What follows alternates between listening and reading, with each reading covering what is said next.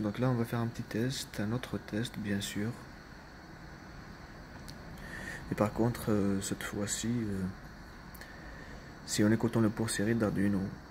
Et là c'est pour vraiment afficher sur l'interface graphique qui ressemble plus ou moins à un tableau de bord.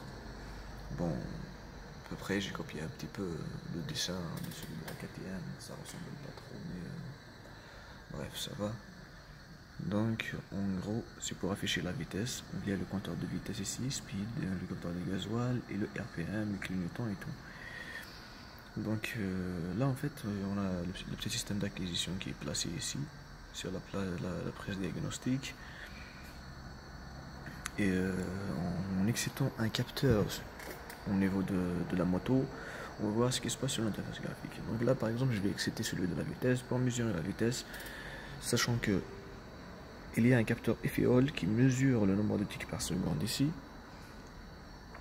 On voit bien que là c'est les tics. Et ici c'est le capteur AFEOL, c'est un capteur Bosch.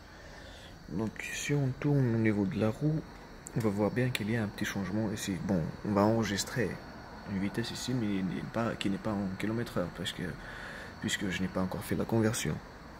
Bon, l'essentiel. Voilà, là ça diminue. Là je refais encore un autre test. Bon, vous allez entendre le bruit. Voilà. On voit bien que...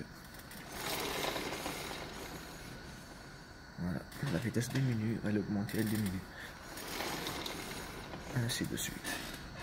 Bon voilà, en gros c'est ça le reverse engineering. Donc à chaque fois on teste un capteur, on va voir si sur chacun des ID du bus scan.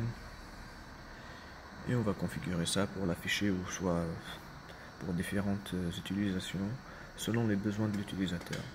Donc là c'est juste une petite vidéo pour vous montrer comment on fait ça déjà dans un premier temps avec Processing.